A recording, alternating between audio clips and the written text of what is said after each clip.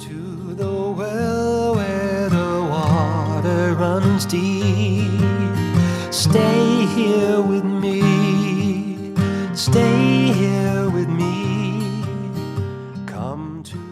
Welcome once again, dear friends, to the Creative Recovery Initiative, where we create some space to consider addiction and alcoholism and the places, both creative and transformative, through which we seek our recovery and healing.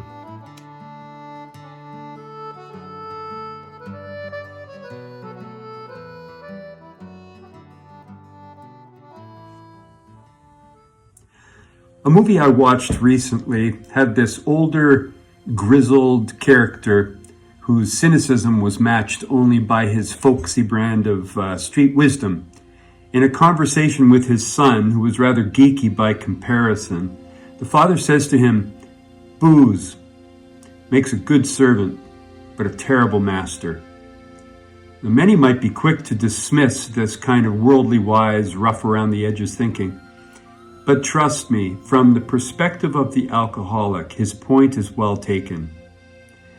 I have a long history of padding reality to keep me safe from its rougher edges.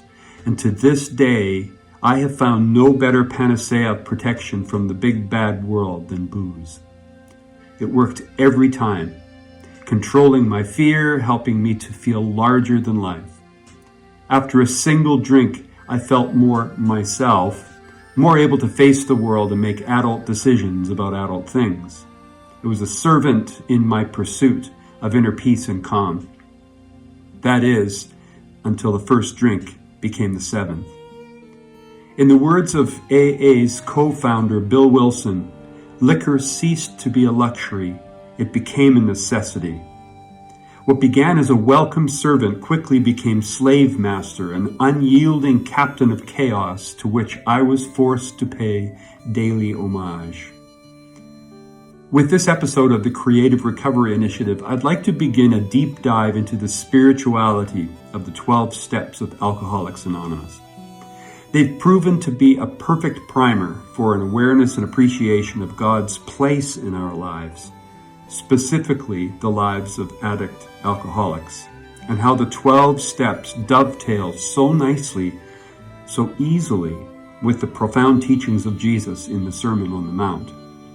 One common denominator among those of us struggling against the juggernaut of addiction is a monstrous level of anxiety and fear. One hears this frequently in the rooms. I live paralyzed by irrational levels of fear, of the unknown, of failure, of rejection, of whatever. For me, it has always been anxiety. Social anxiety, workplace anxiety, expectations anxiety, anxiety produced from fear of the unknown, and mostly a fear of rejection or invalidation. I mean, what would I do if people came to see me as I really am, not as my social media profile would have you believe? God forbid.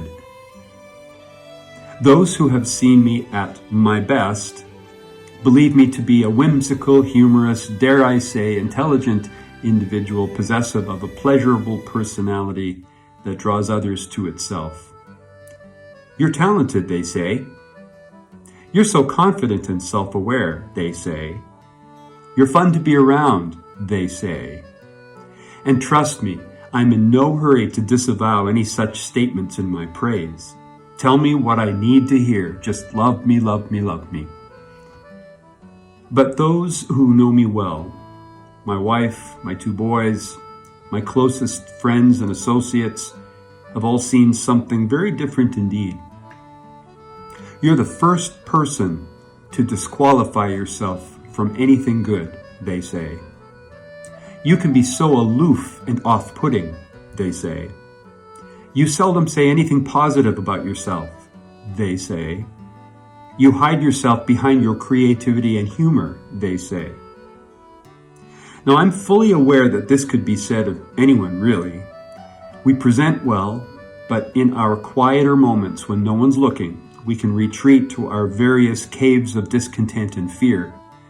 The distance between what people see and how we really are can be large indeed. And everyone deals with this distance in different ways. Whatever it takes to shorten the distance between what's wrong with you to you're amazing. For me, alcohol offered a surefire method of blending the social me with the private me. I cannot count the number of times I'd show up to work full of self-doubt, anxiety, and fear, desperate for something magical to fuel my ego and something to propel me toward what seemed evident in anyone but me. Self-assurance, personal panache, joie de vivre, a rise to the occasion decisiveness, all but lacking in me. Then, my first drink. In minutes, I'd begin to experience calm, a gentle euphoria that lifted me up from the ground of despair to the level playing field where normal people lived. It was glorious. It could always be trusted to do its work, which it did, every single time. I had crowned alcohol as my servant, my capable and willing lover who knew how to make Rob work. And I had done this for so long that my memory of all those previous times served me well as a balm for my aching conscience. With the second, third, fourth drinks, my euphoria would grow, but with an accompanying law of diminishing returns. I got drunker, but duller. What started as an elevation quickly descended to my mental demise. In a surprisingly short time, my optimal inebriation dissipated into ever greater brain fog. My servant, my faithful lover and friend, my powerful guarantor of a normal life, became my master. With its heavy boot on my neck, I was always worse, far worse off than before I ever took that first drink. Bill Wilson, facing his own battle of the booze, comments on his own complete absence of self-control. He says, "The curve of my declining moral and bodily health fell off like a ski jump." Like many of us, we can retain a surprising level of moral fortitude and self-control in other things, but not when faced with the overwhelming temptation of alcohol's sweet oblivion. My friends, this is the archetypal lie of addiction. Self-reliance, a bust. Resolve, a pipe dream. Commitments to family, friends, colleagues, empty promises. Alcohol promises to serve, to love, and to heal, and otherwise to please, but in short order, she proves herself a fickle lover. She is a servant to no one, master of all. She loves and leaves you with nothing but shame and the reality of yet another failure. All of that adds up to a still greater need for her.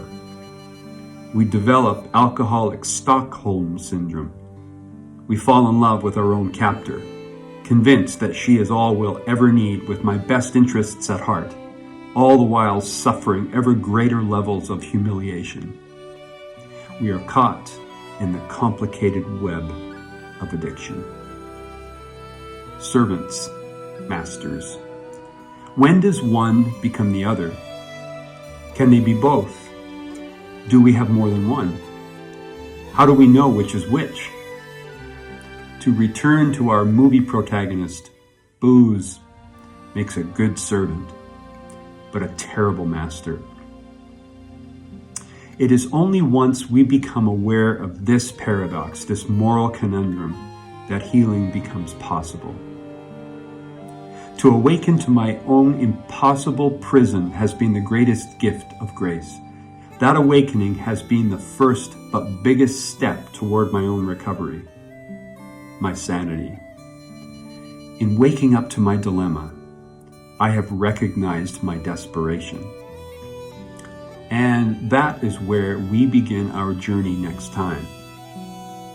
Within the spirituality of Alcoholics Anonymous, which I will seek to merge with the Christian spirituality of the Sermon on the Mount and the picture of the cross, is where we will begin next time.